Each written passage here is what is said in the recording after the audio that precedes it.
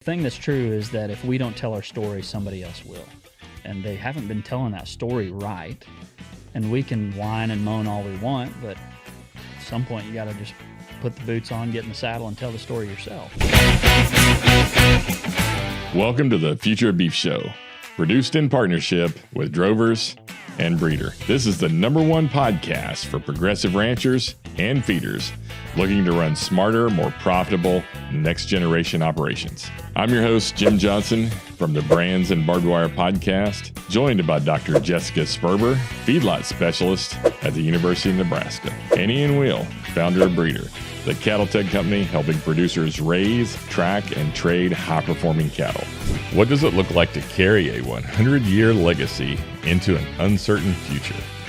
In this episode, we sit down with Tucker Brown, the 6th-generation rancher, and the charismatic voice behind R.A. Brown Ranch's digital storytelling to explore what it means to be a rancher in the 21st century, balancing humor and heritage to connect across generations and cultures.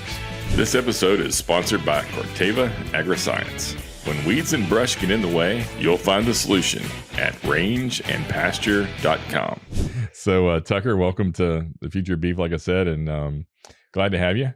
So, I can't imagine there's someone listening that doesn't know who Tucker Brown is, but if by chance there is, why don't you tell us a little bit about yourself, your family, where you guys ranch, and some ranch history? Yeah, sure. Well, I'll tell you, anytime I think that my pride becomes like I think somebody knows me, I get humbled real quick. So, right? Yeah, real quick.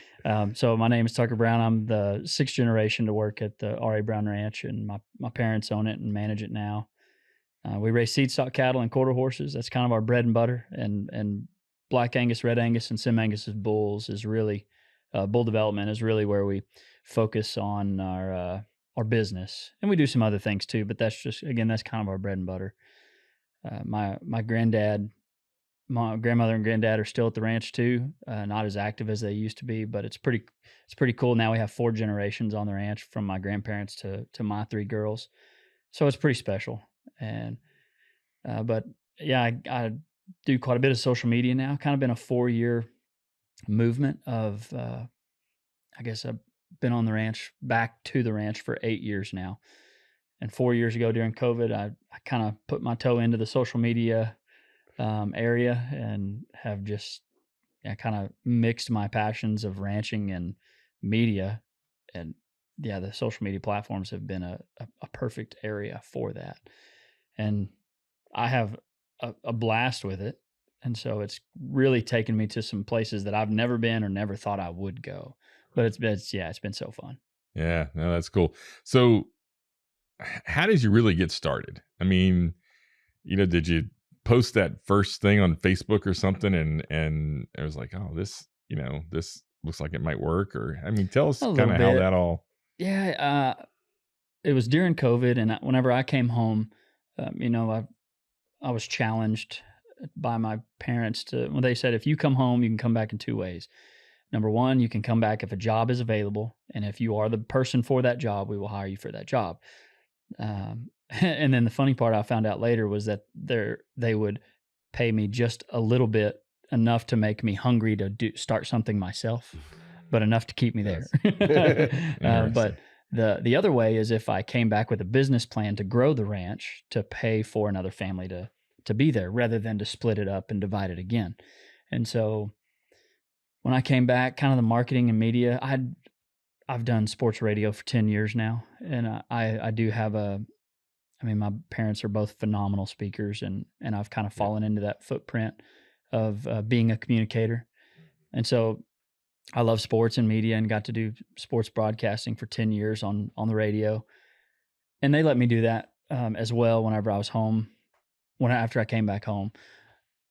But during COVID, Dad and I had kind of taken over and going to conventions and having a booth, and COVID hit, and we couldn't do that anymore. And data shows us that it takes 5 to 7 times for somebody to see your brand or what you're selling for them to remember it. And so we're like, man, how do we get in front of them? The conventions were our way of getting in front of them.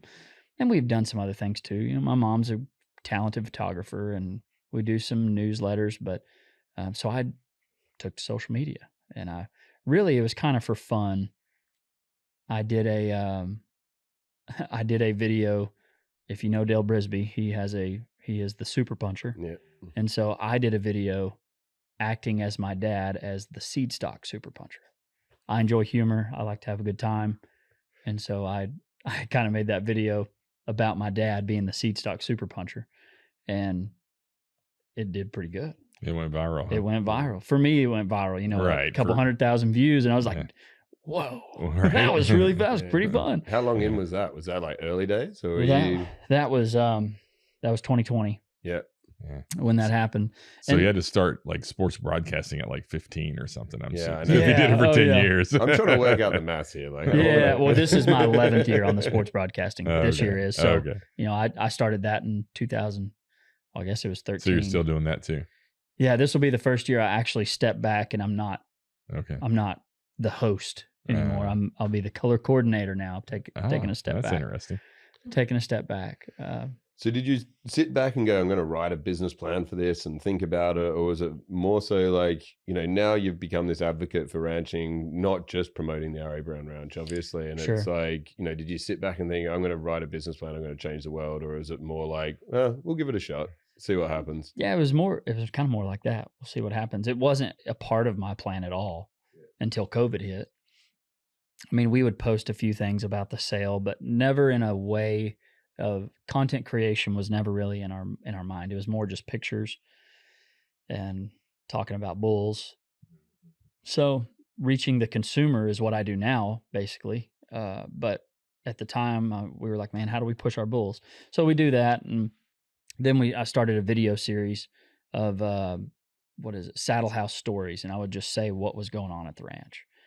And what I found was when I thought I would be reaching customers, I was reaching consumers. And they were like, wow, cowboys are still alive. They're still a thing. Or, I didn't know you use lassos. Lassos, you still use those? And so I was like, wow, there's an avenue here that I like to talk about. Somebody wants to listen. And it just opened wide up. And then when TikTok came around, it just was the perfect avenue for what I was trying to do. In the spring of 21 is whenever I did that. But wanted to make a business plan. I went to NCBA convention in 2021, February, and they had a Beef Advocate of the Year award. And there was this young lady from California, and she was a first generation rancher, had 12 Hereford cows. Her and her husband were running it, and she was able to tell this really cool story of how she started and the trouble she has. And she had won that, and that was like a slap in the face to me, selfishly. Like kind of hurt my pride. I was like, this California girl with 12 Hereford cows, and I've got this cool story of family and tradition and passing the ranch down and keeping the ranch and the family in the ranch. We use all this technology, but we still gather on horses. And I was just like, she just put me in my place. And so that's when I was challenged. I challenged myself. It's like, all right, this year is going to be the year that I do that I tell this story. Because if the first generation ranchers, which is the same, they're a part of us, they have a different story to tell, which is closer to what the consumer knows.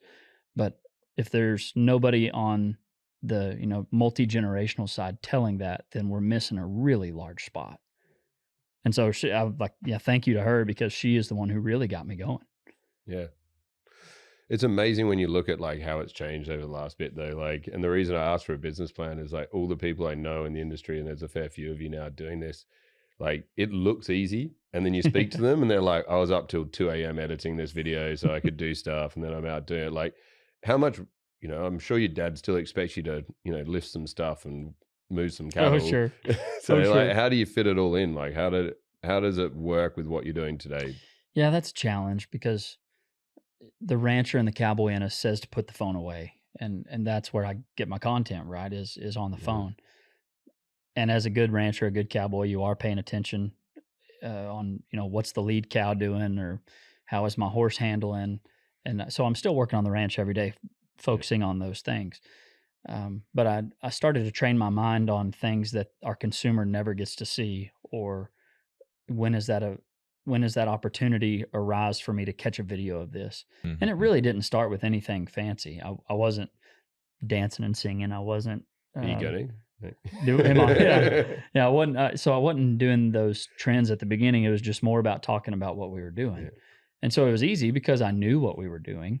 And if I didn't, I'd better find out pretty quick. But just sharing that and pulling my phone out for a real short amount of time and then editing when I got home. Yeah. And so I was trying to walk that tight line of capturing that content, but not allowing that to get in the way Right. of what we were doing. Yeah, I think it's interesting when you said training your mind to capture those, because there's a lot of times we'll be out as cattlemen out, looking at our cows or doing something, and you think in your head like, wow, that's a pretty scene or whatever, and then but training yourself to think, oh, I need to capture that is a totally different thought process. And so I hear you. And then you also do some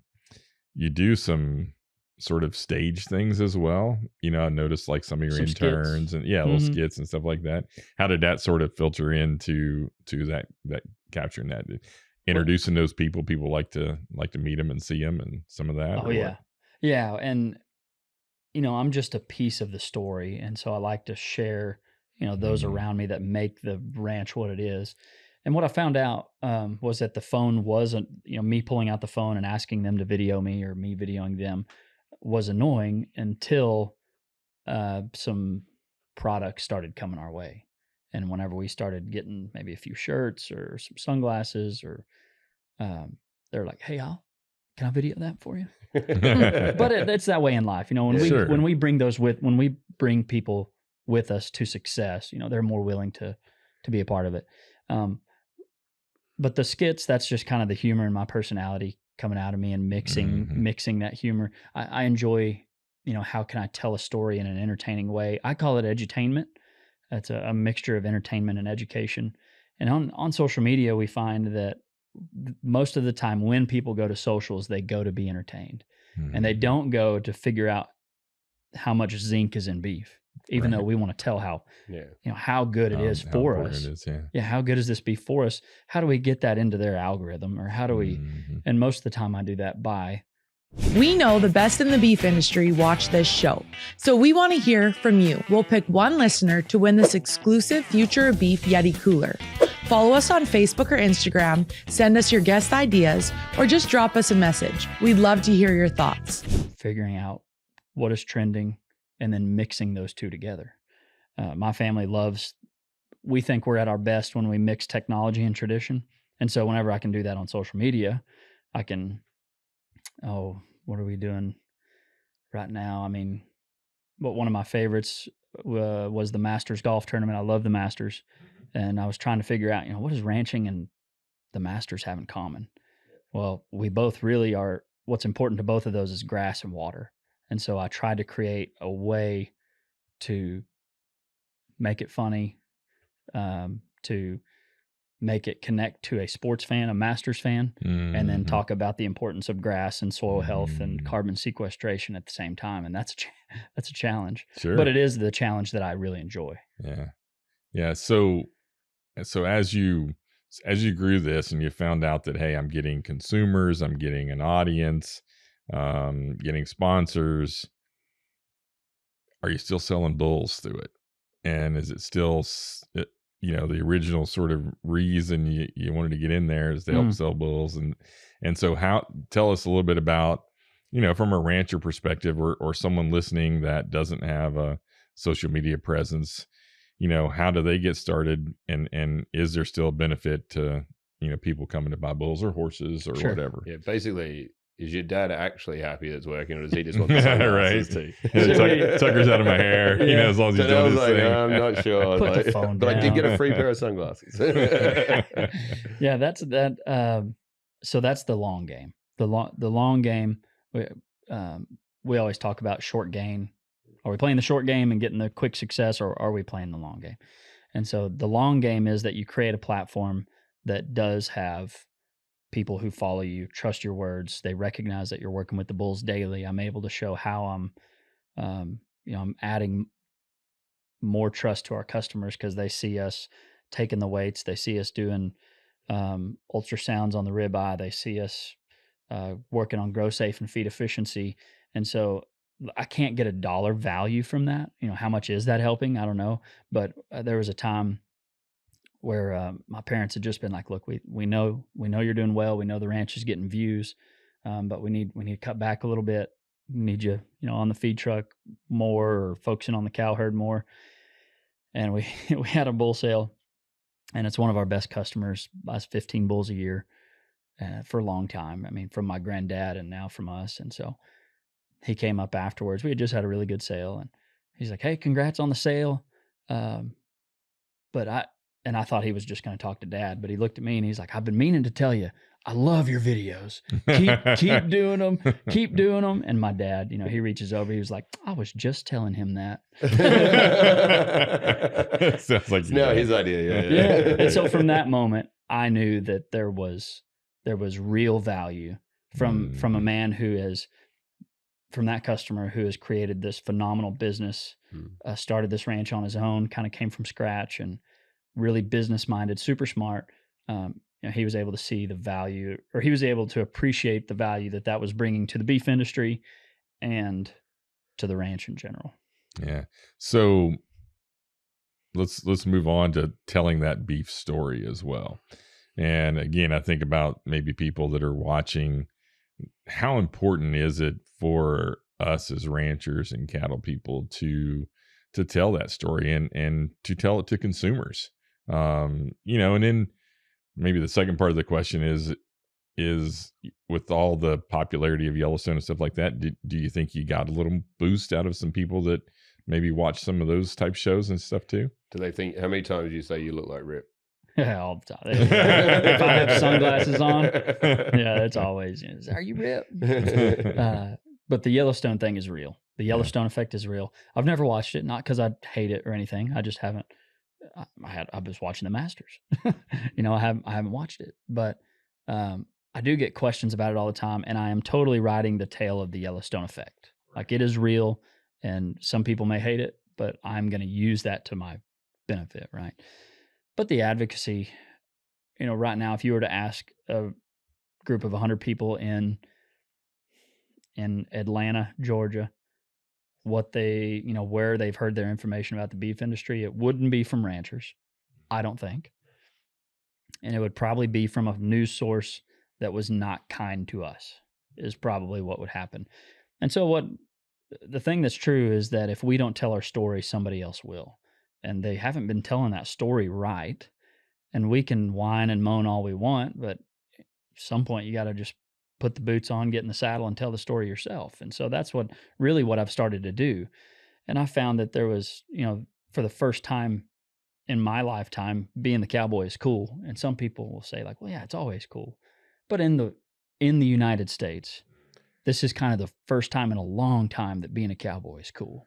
Yeah. And in our communities, but then you go spend time in New York or LA, and different now, Yellowstone effect and everything else. Right. But 8 years ago, pre-COVID, like, it was anything that came up about beef had environmental damage, Right. should be a vegan. Correct. It was like, it's amazing to see how it's changed. And I think a big part of that is Yellowstone effect, but telling our story that goes with I it. agree. So what topics do you think, from what you've seen trending with consumers, do they care the most about? And what is the best way to get to the consumer level? Well, I like data a lot. So as I started to dive into this and take this serious, that year of 2021, and more all the time, but I was looking up, what do our consumers want to hear? Because it's a whole lot easier for me to make what the consumer wants to see rather than make what I like to make and expect them to see it. And so, what is our consumer worried about?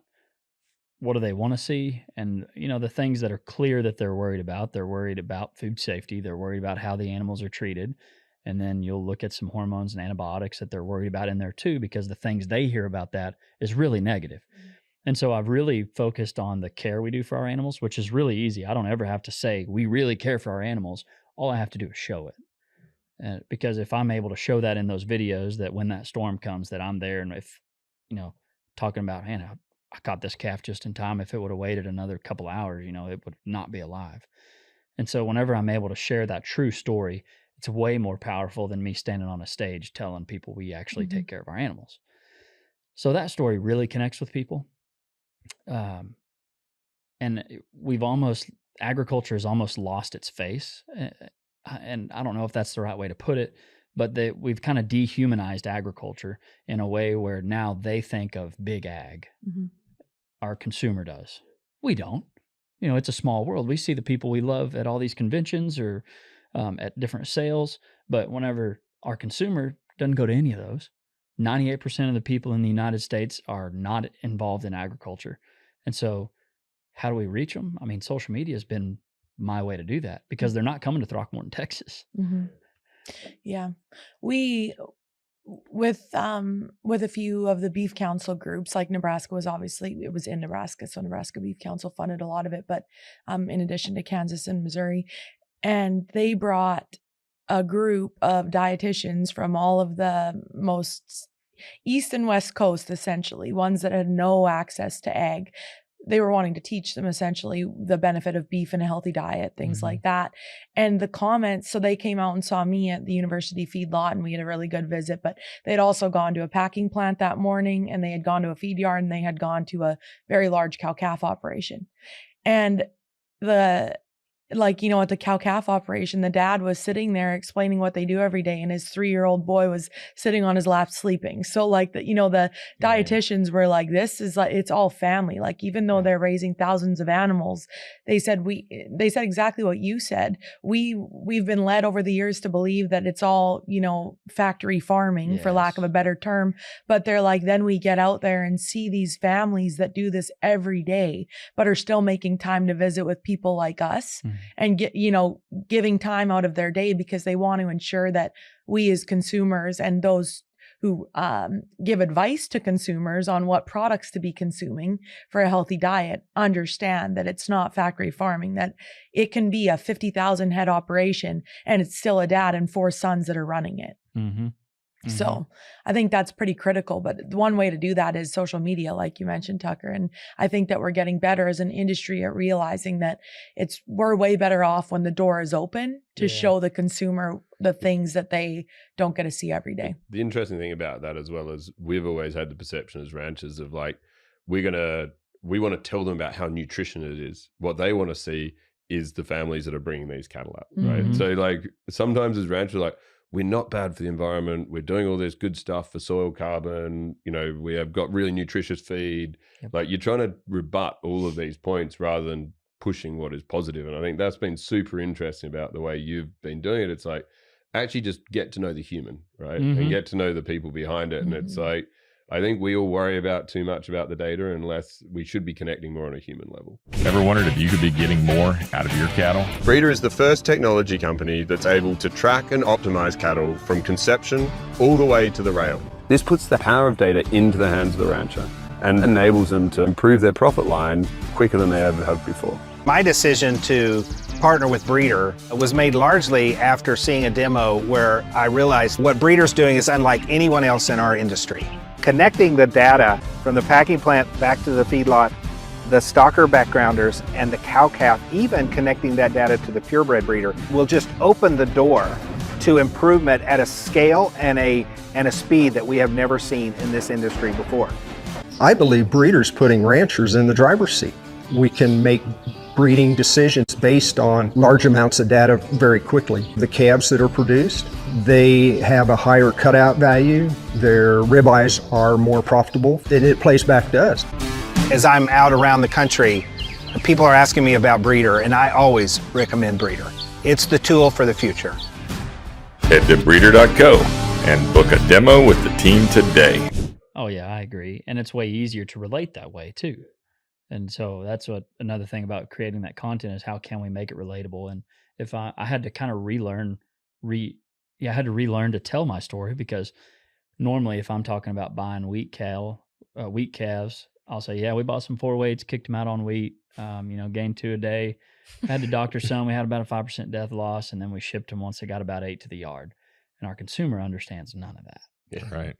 Good. And so I had to when relearn. I first came to America, I had to relearn some of Oh, that. I bet so. Yeah. And so now, instead of saying that, like, man, we bought some cattle that were pretty young and they needed really nutritious feed. And so we did. We gave them wheat. It's super nutritious for them. Some of them probably going to get sick. And then I want to be there to save them with the life-saving antibiotics. And the good news is that antibiotic is not in your beef whenever it gets to your table. So it's my obligation to take care of that animal. And when it grows up and is healthy and ready to go to college, I'm going to send it to the feed yard where it's going to get the most efficient growth that it will ever get in its life. Mm-hmm. And when I can share that, that is way more understandable to our consumer than our lingo. Yeah. And people are amazed because there's a full-time veterinarian on staff and a nutritionist on staff, and those animals actually get better care than most people do out there. I mean, it's just from a nutritional and vitamins and minerals and health and everything else. I mean, if people were looked after that way, it would just be shocking to them. But people think that we go in and we neglect them because they're or don't look after them, and so it's really interesting. Factory farming is synonymous with neglect in a lot of these people's eyes, and it's absolutely not the case. So when those nutritionists found out that most cattle on feed in the US have a nutritionist, they're like, so like you look at their protein intake? I was like, every day we look at their protein intake. Yeah, it's fascinating. So curious. Oh, this is gonna be a good question. What? I'm excited. What is like something that maybe throughout this whole social media endeavor has surprised you? And what's maybe the most fun or thing that you never thought you would do? Because I know I saw you in New York City on Esquire, magazine's deal, and I was like, I know that guy. Yeah, that's definitely part of the answer. Yeah. Social media has led me a lot of places that I never thought I'd be. One of those, I remember seeing Dale Brisby get paid to go to the NFR in 2016, and I was like, that is incredible. He wants to go there, and they're going to pay him to go there. I was like, all right, that is cool. And I got a call from Pendleton to go to Pendleton, Oregon to the roundup last year. And I was like, you're gonna pay me to go to that thing? What? And that was a cool moment. So you're stealing Dale's customers, basically. Yeah, sorry, Dale. But being able to go somewhere like Pendleton, Oregon, that I don't know when I would have gone, 20 years from now, I don't know, but to a place. You get paid for this? Yeah. Not this Ian, one. we need to Not talk. That's all. I mean, that is also another cool thing that it has supported the ranch through monetization, and it's supported my family. And people don't take it very seriously until I say this will be the year that I make more money doing social media than I will ranching. Yeah. And whenever you can that's a whole nother business. And whenever you treat it like one, it can be really good for whoever's doing it. And it doesn't have to be that way. Advocacy doesn't. There's a lot in our industry that a lot of people do for free. Yeah. And there are times to do that just being a part of it and sharing what we have. But New York was another really cool one. I mean, when Esquire, a Vogue. I thought you did Vanity Fair. Fair. That was it. Yeah, sorry. Like, all those New York magazines. Sorry, Esquire and Vanity Fair. Vanity Fair. Whenever that email came through, I was like, "Who's Vanity Fair?" Oh, don't say that. I know. I was so embarrassed. But I'm sure your wife knew exactly. She did. She was like, "Who? That's a scam." Right. Anyway, so I got to they were gonna fly me up there and in their studio, a clip they call expert reviews. And that's where they bring, like the ones I'd seen, they brought some veteran Marines, and they would watch clips from war movies, and then they would say like, well, here's what's real and here's what's fake. And so, I mean, it's just like the Yellowstone effect of this massive company that it's big enough to share these ranching movies, get a cowboy with a cowboy hat in there on stage or in front of the camera, and to talk about what's real and what's fake. I thought they were going to get me up there and ask me about cattle care, hormones, feed, killing the earth. But they were honestly purely curious about, they were asking really good questions. Cause I remember one was a scene from Yellowstone where a calf is born and it gets up and runs off. And I just talked about, like it's not true. We're at our place, we're there, we can see them, have them, not all the time, but we're there enough that we see them. And if they need help, we're there. And she was like, well, how do you know if they're having them? I said, well, they have a kink in their tail. And she was like, what do you mean? And it goes back to that lingo that we use. And so it was pretty cool for me to, when I thought I was saying really clear things, she even still was really good at digging into that of, well, what do you mean by kink in the tail? Or, I remember that scene of Yellowstone. It was the first episode, and you're watching it, and this calf jumps up and runs away. I'm like, oh god, I know, right? Charlotte genetics. That's as far as I got, right there. Yeah, and I think it's Canadian calves. Yeah, but they all do that in Alberta. What are you talking about? If they don't last long. So that was really cool. I mean, getting to do things like that, and then shout out to my family for allowing me the time to do that and to be able to come to things like these, because I'm so glad that they see the value in it too. And it didn't just happen right away. 2021 was like, I'm going to do this. They're like, all right, you can have 3 days a week. That's not how it happened. But I was able to work and show the value and show the monetization and Your dad gave you 3 days a week to do No. this? No, he said he didn't. Just being facetious. No. Yeah. He gave him 3 hours a week to do it. Right. Yeah, afterward. Yeah. If it doesn't interfere. So I am super thankful for that. Yeah. Any other surprise? I mean, what's what's been the something biggest else? viral moment? Like, obviously, you had that one early on, doing the one with your dad and copping Dale, but like, what's happened since then? Have you had bigger ones? Is it? Oh yeah. I have I guess I've kind of become this guy who always posts running with the horse and a USA flag on July 4th. And I was going to say that was huge because didn't the America, whatever Instagram page pick it up? Yeah, that was a big one. Yeah, that's probably somewhere on all platforms around 18 to 20 million views. Yeah. Those are some of the big ones. A couple others. A couple of my skits have jumped up there into the multi-million view and on each platform. But the one, whenever I can play off that, rancher, American pride, family thing that kind of the beef industry is known for, just take it a little extra step. But that's where last month, I think I'd gotten over 12 million views last month. And that's where a lot of value, because even if I get 1% of those people to see value, that's still a whole lot of people. I have 2 questions.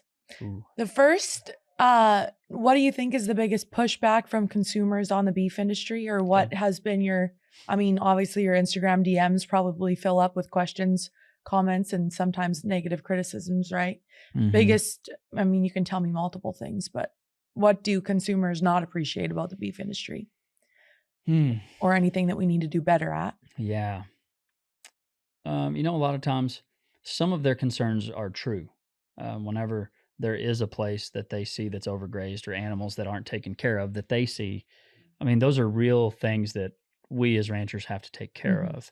And as an industry, have to show that in every industry, there is a small percentage that do not do things right. And the beef industry has that.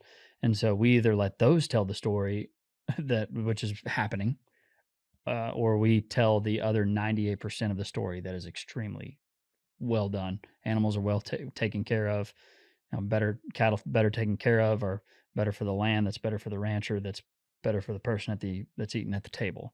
And so when it becomes that win, if we can share that, it's even better. But some of those negative things, the more we're separated from animals, the more kind of we humanize them.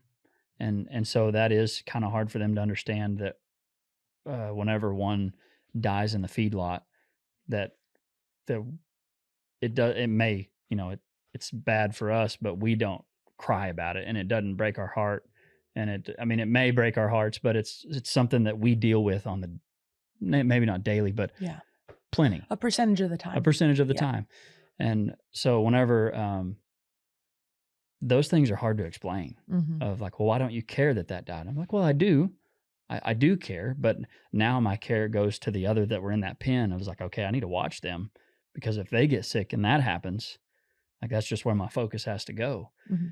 And so that's one that's really hard to describe to consumers. And if you haven't grown up in this industry or with animal agriculture, that is a hard one. Yeah. Like, Well, it's a very hard one. anytime you're in nature, no matter what it is, right? Whether it's ranching, whether it could just be a wildlife biologist or whatever, you're dealing with life and death.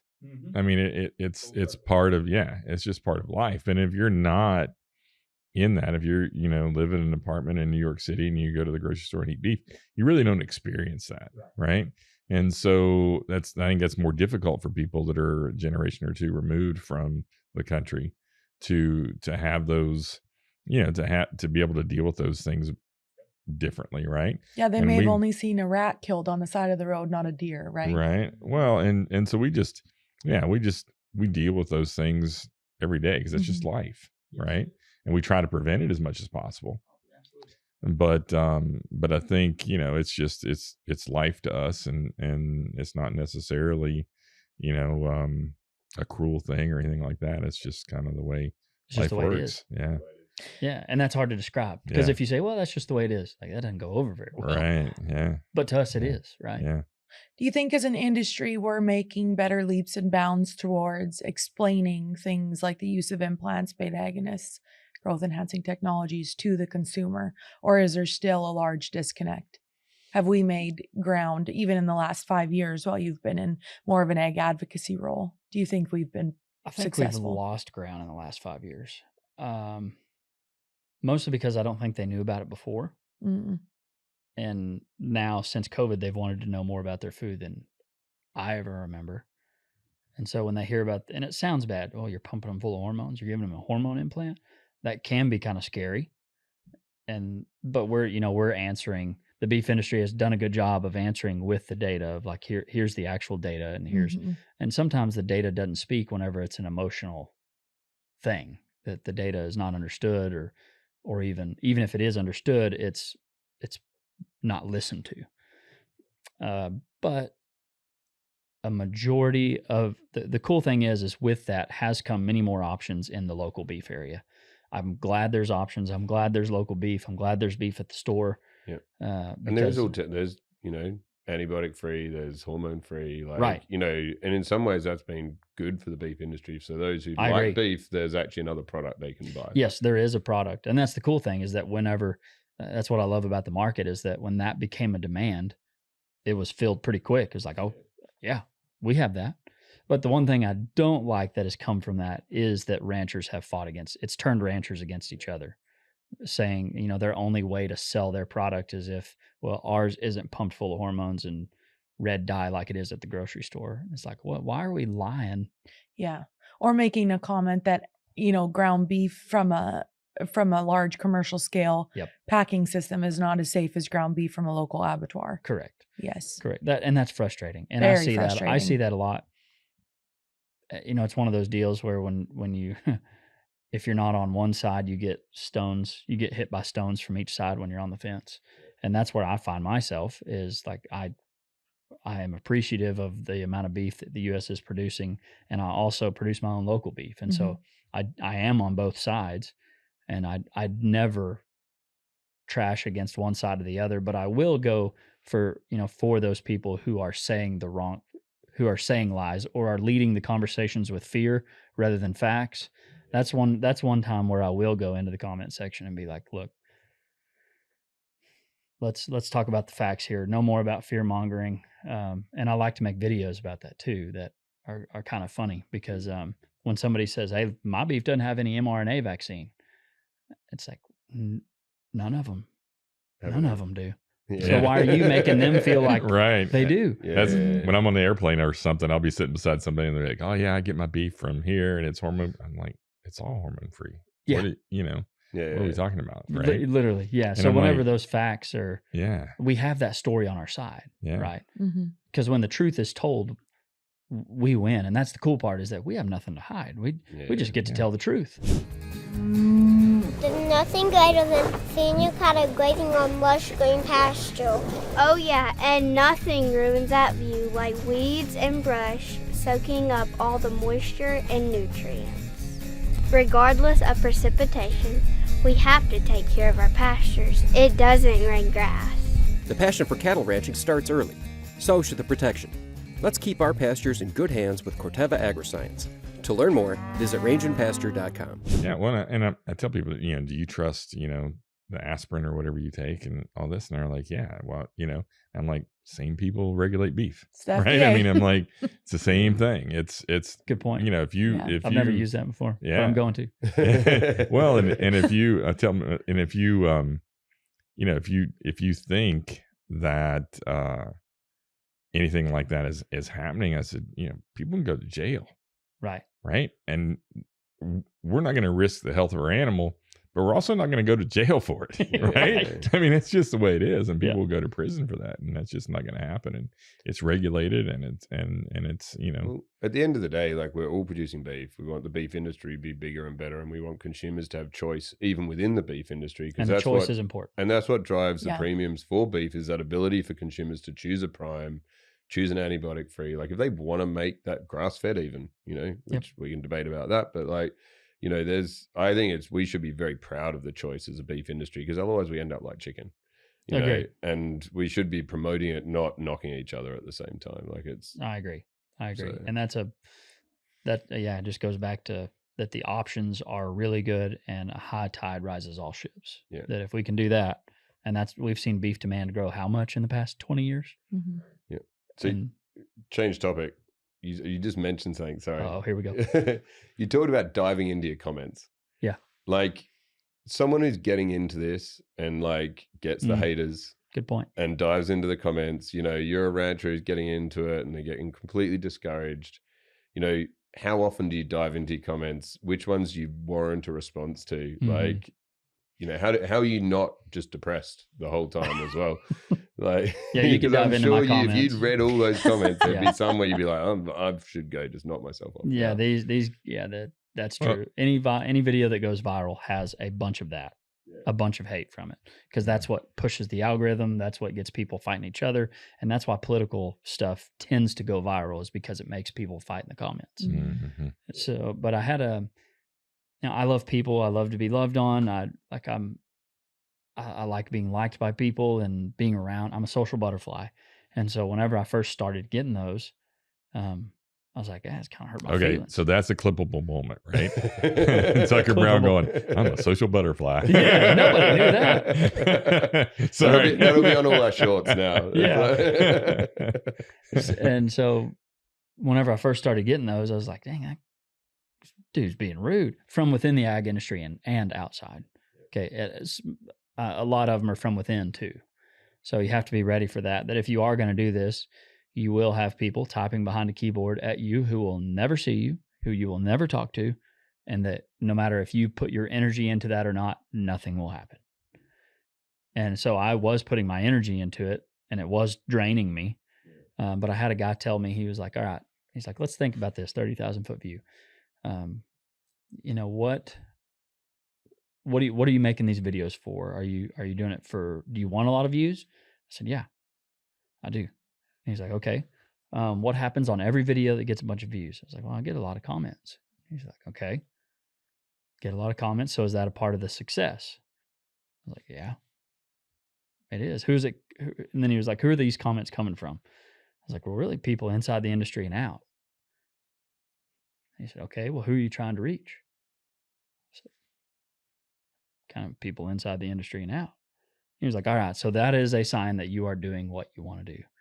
And I do respond to some, because you will never change somebody's mind who made the comment. You'll never. But you can make an impact on somebody who's reading the comments. And if I get to a comment and I'm responding emotionally, I will leave and not respond at all. But if I respond with the data, with the facts, then I know I'm not going to change their mind. But if somebody reads that, then that's where I have the opportunity to make the impact. I think that's a good note So I mean, like I'm in some of the feeder stalker group Facebook pages just to see what people are chatting about, to see if there's anything in there that I could do a better job of in research and extension. And you got to always be aware that somebody else is going to read those comments. It's just not the naysayer that's arguing with you. It's the 240 other people that are reading their comment and then wanting to see your response. Yep.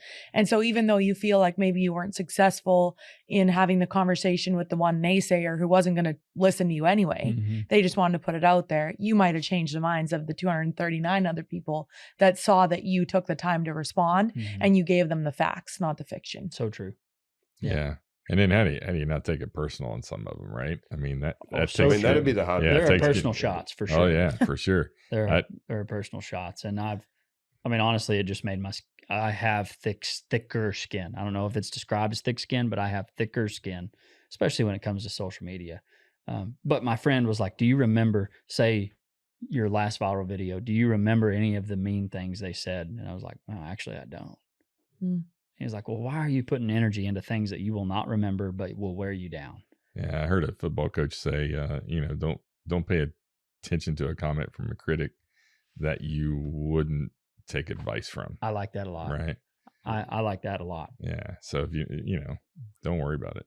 So. And it's easy to say. Yeah. But there are some personal shots in there, and sometimes I have to take a look at that and be like, all right. Yeah, fair dues. Yeah. Sometimes, yeah. I mean, sometimes. Yep. But so despite those negatives, like the more people we can get like yourself who are starting to talk about this industry and telling your story, I see as just a positive, right? So I know there's competition out there now for views and stuff, but at the same time, what would you say to people who are thinking about doing this, thinking about trying to tell their story, like? What are the mindset they need to have when they go into it? Obviously, apart from ignoring the haters, what do they need to do? Well, my dad always has a saying. He says, we don't have to change, but we have to compete with those who do. And if we're not marketing our product, whether that's weaned calves, whether that's yearlings, whether that's some type of crop, I mean, we're missing out on opportunity. And Will Rogers, I think, said it best that, not marketing yourself is like winking at a girl in the dark, and nobody knows what's going on but you. And that's so true. It's great. That if even if we have a great product and nobody knows what it is, it doesn't matter. So there's always room for that.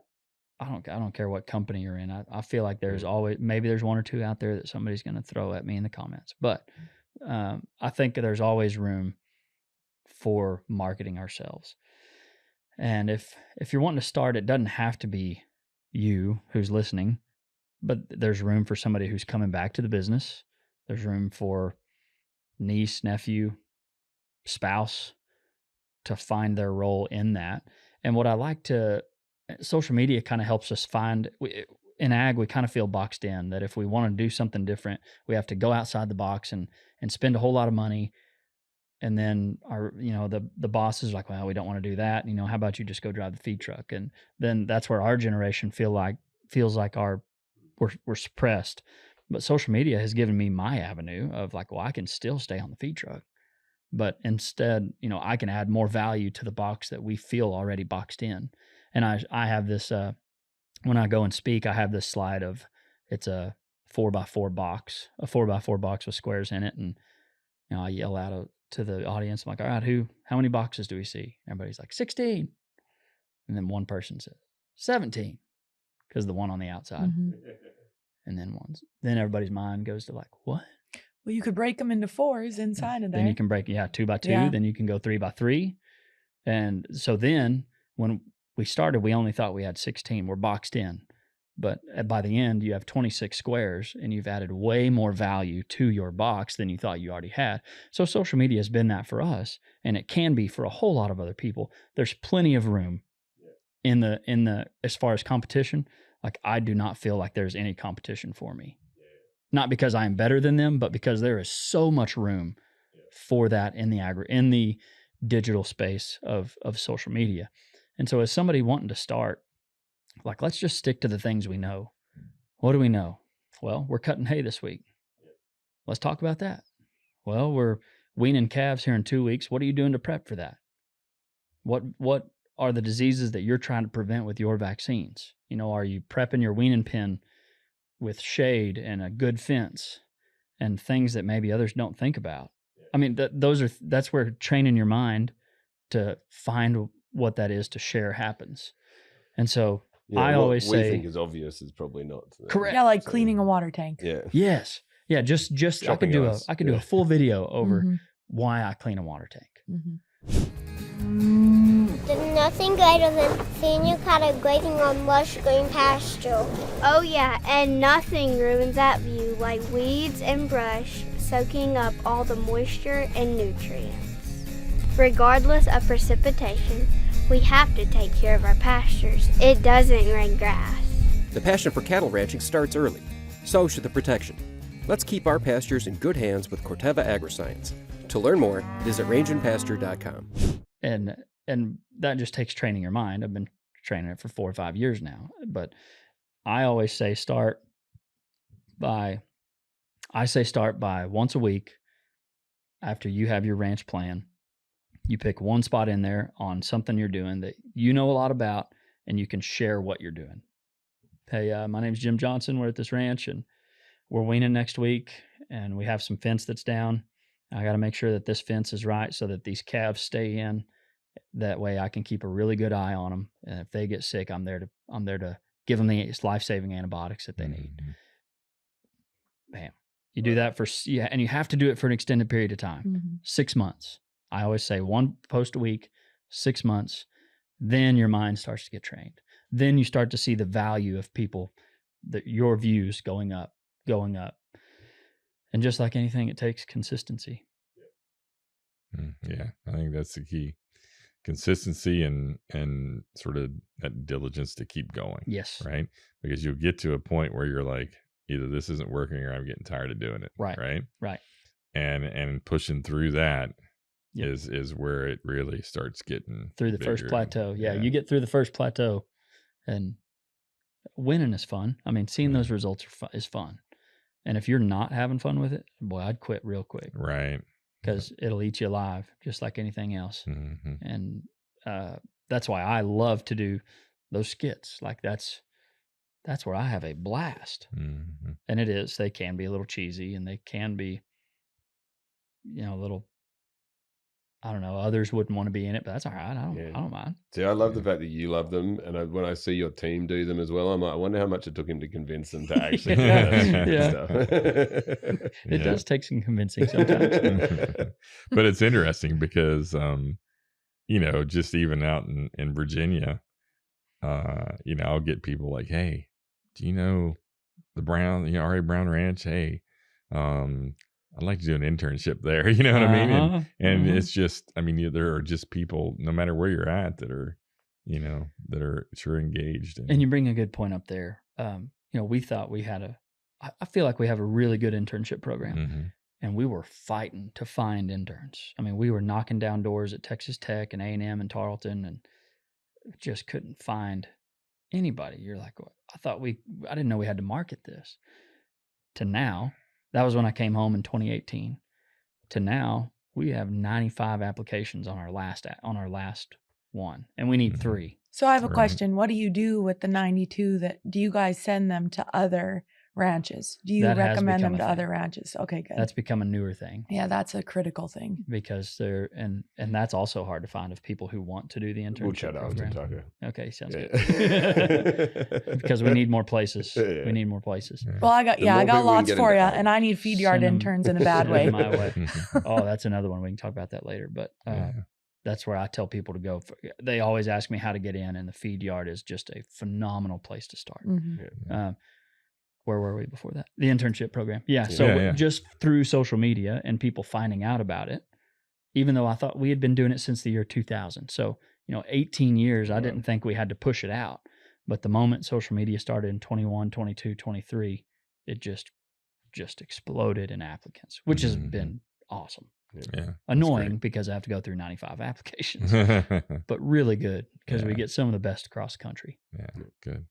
So what's next? I mean, I know there's some exciting stuff happening with the ranch. with the Ranchers Alliance, and you might want to talk about that a bit. But like, what else is happening for you next? Like, where do you see this going? Somebody asked me, they're like, "Are you going to still be making TikToks when you're 45?" I was like, I don't know. I hadn't thought that far. Probably won't be TikTok by then, though. Yeah, it can be something different, right? But thinking in that, it feels like long form social media is the long game, and that's YouTube, that's podcast, that's this. And I feel like this is the long game, even though it is really hard to start and really it plateaus. It feels like a lot faster than 12-second, making those 12-second clips. But yeah, I feel like YouTube and my podcast are things that are next. In my mind, if my perfect empire would be that in 10 years that I like to visualize things and kind of bring it to life. And so, in 10 years, I hope that I have this registered ranching experience where I'm able to bring in, the Dallas Cowboys quarterback, and he ranches with me for a day, and I cook him a steak that night, and then we do a podcast the next morning. That's what's been going through my head in the past year as I've been starting the Registered Ranching podcast. And then that's just a part of me reaching outside of the ag industry and bringing people in. Which what I found along the way is when I do that, I reach my bull customers along the way. But if I shoot for the bull customers, I never reach the end consumer. Mm-hmm. But I can do both if I try to reach the consumer. Have them say it, Grandma Linda's bed and breakfast. Yeah. I already have one of them. I had my first one the other day, not the Cowboys quarterback. Jess Pryles. You had an Aussie. Yeah, I had an Aussie. Aussie was the first one. Yeah. Jess Pryles, she lives here in Austin and does hardcore carnivore seasoning and is a live fire cook and not in the ranching industry, but in the beef industry, kind of with a cook. Yeah, and so she came out and we rode horses and moved some cows, and she palpated a cow, and everybody loves talking about their cows and their ranch, and I get to share that with people who think it's so cool. Yeah. And I loved it. Awesome. But that's what's next for me. Most famous person you met, most famous person you'd like to have on the podcast now that you've those are good. Jim Johnson, probably the most famous person. I was going to exclude Jim from it though. Oh, most famous person. So the most famous person I've had on the podcast? Yeah, or had on the podcast or met out of what you've done from social media. Okay. Well, Justin McKee, the Cowboy Channel host, has been one of my favorite broadcasters, communicators for a long time. And I got to have him on the podcast, and that was just really neat. I've got a PRCA bronc rider coming tomorrow to do it. Yep. And so I'm excited about that one. But as far as famous folks, there's some good Aussies. I mean, Dale Brisby is kind of he's a guy who is. I mean, he is famous. Now. Yeah, there are a lot of Aussies though. Yeah, you have to get a few Aussies, especially in the PBR. So yeah, a lot of Aussies over there. Last year I got to be with Josh Frost, and he wasn't on the podcast, but I got to meet him, and the other bronc rider, Hamilton. Yeah, I got to spend some time with him last year. Dang, I've been around a bunch of Aussies. Yeah, I know. We'll get you back. Be careful. They'll get you in trouble. So that and social media made all that. That was all through social media. The biggest person I want is I would love to have Jim Nance on the podcast. Jim Nance being one of he's a sports broadcaster for CBS. CBS, I think it's CBS. And so he does the Masters. He does football. He does everything. And he's one of the best communicators I've ever seen. And his ability, he covered, what was it? I think it was the Preakness horse race in 2011. And that was kind of a defining moment where I wanted to be an announcer. In the beef business, every decision counts. Drovers delivers the expert analysis, market updates, and real-world reporting that cattle producers rely on to make smart, profitable decisions. From market updates to policy shifts and animal health, Drovers delivers expert reporting and real-world analysis that helps producers stay ahead. With a mission to help beef producers become more profitable, every story is built around what matters most to the cattle industry. Get informed. Get Drovers. Was listening to him announce that race, and it like gave me chills the way the race happened, and he called it, and I was like, I want to do that one day. That's cool. I want to do that. And so that's where I got into sports radio, and sports radio taught me to be able to paint a picture in somebody's mind, and now I'm able to pair that with video. Yeah. And here we are. Yeah. Cool. No books in the future or anything like that? Oh, that definitely. Everybody wants to write a book. Not my strength. Not my strength. I'll stay away from that one. But, so learning more about the ranches in the future too. And I work at the ranch every day. We meet at the saddle house depending on the time of year at 6, and we get our plan and we do some registered ranching. I mean, that's what we do. I've obviously had your dad on my podcast, and that story, people just love listening to the story, right? Mm-hmm. And that's what I enjoy about the podcast. I get to tell stories. I get to allow people to tell their stories, right? Right. And I really don't say much. Yeah. And I really enjoy those stories of how the ranch got started and how it grew and the challenges they had and just all those things. And I think that's a fun part for me of what I do too. And it's a little different, but I enjoy it. So. Oh, absolutely. Who'd you think I was going to say of who I wanted on the podcast? That's a good one. You said a quarterback. I assumed it would be somebody a little more, like, I don't Tony know. Romo was also another one. Secretary of Agriculture. I didn't know the Kelsey I brothers. You know what I mean? I would, if Brooke Rollins wants, yeah. if you're listening, you want to talk, drop one Right. text. Wherever you want me to go, I'll meet you there. Yeah. But something like I assumed it'd be somebody a little more, Professional. Like Yeah. Okay. Yeah. I thought it'd be a pro golfer based on how you're talking about the Masters. The Masters. Well, that's just one of my favorite videos. Happy Gilmore just came out, maybe. Yeah. Adam You watched Sandler. that new documentary? Yeah, Happy Gilmore Sandler. Well, yeah. So everybody seems to want to get Taylor Sheridan on. That seems like everybody you does. know, It's that pretty impressive what he's built. Yeah, it really is. Love it or hate it, it is pretty impressive. Well, and just him bringing to light sort of ranching again. Yes. Right. Yeah. And that's kind of cool because I've loved the effect. Bringing the romance to ranching again, right? Yeah. That was the other side of it. I visited my dad here recently, and we set up and watched old westerns. Yeah. And it's nice to have that next generation now with new westerns. You know what I mean? It's kind of cool. So there's one thing that cracks me up all the time of the people typically the people who I've talked to who have really put Yellowstone down are lonesome dove lovers. Mm-hmm. Like they love Lonesome Dove. I was like, you're telling me everything on Lonesome Dove is real? You ever seen, Right. you ever seen that many snakes in a river? Come on. That was one of your questions. Was it one of your questions on Vanity Fair? Yeah, I remember that. Yeah. Yeah. Yeah. Well, this has been fun, man. I really appreciate you coming in and learning about, AU and what you're doing, but just the power of, social media.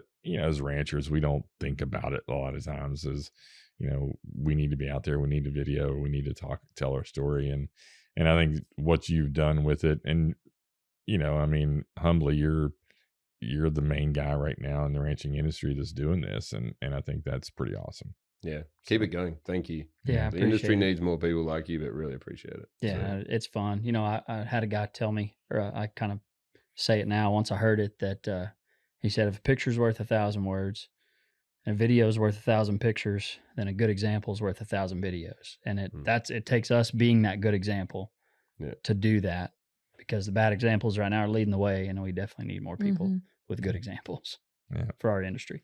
Thank y'all. Thank you. Yeah, thank you. Stay tuned. It's time for Ian, Jess, and I to go behind the beef.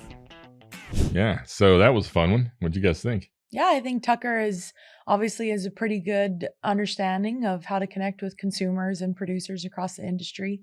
Very enlightening to hear, just his success in the area, but the opportunities that he's had and the consumers that he's been able to influence. So it's I think very exciting for us as an industry to know that content on ranching and farming and cattle raising is wanted by our consumers. Yeah, look, I love catching up with Tucker. Like, it's the authenticity that comes through every time you talk to him. Like, none of that stuff you see on social media or anything else feels like he's really faking it. I know he does skits, but, you know, that really is him. So he's always a fun guy to sit down with and have a conversation and do stuff. But, you know, we need more people like him in the industry. And the more we can support people like him to get the message out, tell the story. You know, what's really interesting is like the amount he's looking at the data and then doing stuff to design that. And, you know, even, you know, the way we all talk, how consumers just wouldn't understand that as well. So, and he's done a great job of starting to really get behind the way a consumer thinks, not necessarily how other ranchers think. And I think that's really is a key to a lot of his success, is speaking in a way that everyone understands. Yeah, several things like stuck out to me. I mean, how much has grown over the last, whatever it's been, 4 or 5 years. Yeah. The value of doing it to both, you know, the industry and their ranch, right? Yeah. The fact that he can monetize it, you know, to the point that he has is amazing. Yeah. And then the final thing is he has fun with it. Yeah. I think that's a key component of it, because back to the authenticity of it, right? I mean, if he wasn't having fun with it, you'd know. Yeah. And he wouldn't be nearly as successful. Yeah. And look, I think it's the key to anyone who wants to do it. Like, I listen to that, like, be authentic. Like, if you're going to be the person going out to do that, don't try and have a social media image and your own personal image behind closed doors. Like, just be you. Yeah. And I think that's what's really cool to catch up with someone like that. It is just him, right? Like, off he goes. So, but people want this. We speak to brands and retailers. They want to know the stories behind the beef, and they want to know what's happening. And you know, we all talk about the data and, you know, all of that sort of stuff, but that's not actually what they want. Like, when they talk about traceability, and we're all like, don't put an EID in the air in some cases, and other people like want EIDs in the air, they're not doing it to track cattle. They're doing it to help tell a story.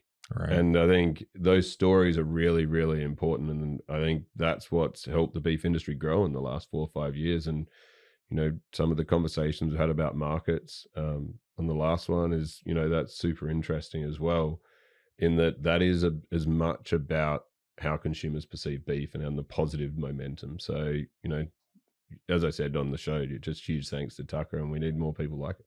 Yeah, I think the other interesting side of it is we see advertising changing in this industry, and we probably didn't get into that as much with Tucker, but you know, you used to buy a print ad in a magazine or a radio spot or something like that. But this avenue of advertising products is really starting to increase as well. And so, you know, especially for us in the beef industry, if we wanted to advertise someplace, I mean, these are growing opportunities for people to advertise their products and services as well. And so that's kind of interesting to see how that's evolved. Yeah.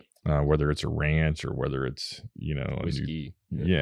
Or whiskey or whatever. Yeah. I think it was really critical when he talked about humanizing still the beef industry, right? The relationship that we have with our cattle and the care that we have for the land, and that we're not just factory farmers, that you can have thousands of head of cattle, and those cattle have the most detailed, in-depth nutrition and care because we care so deeply about them. Mm-hmm. But it also influences our bottom line tremendously, making sure that animal welfare and animal health is top notch. So, but his point was even more than that, which I really liked, which is like, you can tell people that's what we're doing, but if you show them you're the person out there chipping ice on a Sunday morning to get those cattle, and you're out there caring for them, like, that is way more powerful. Totally. And I think that's what was like interesting about that, is you don't have to tell people when you're showing them like that. So totally. Yeah. Yep. So, Jim, does it encourage you to create a TikTok channel or not? Or is that yeah, someone's to find somebody to do that for me. I don't know. Applications are now open. That is a voice for TikTok, if ever I've heard one. That's it for this episode of the Future of Beef Show. And a big thank you to our guest for joining us and sharing their experience and insights on this topic. Hit the subscribe button for more great episodes like this one. If you want to dig deeper into what you heard today, head over to futureofbeef.com, where you'll find free resources and helpful links. Don't forget, we'll pick one listener to win this exclusive Future of Beef Yeti Cooler. Follow us on Facebook or Instagram and drop us a message for a chance to win. Until next time, Keep your boots on the ground and your eyes on the future.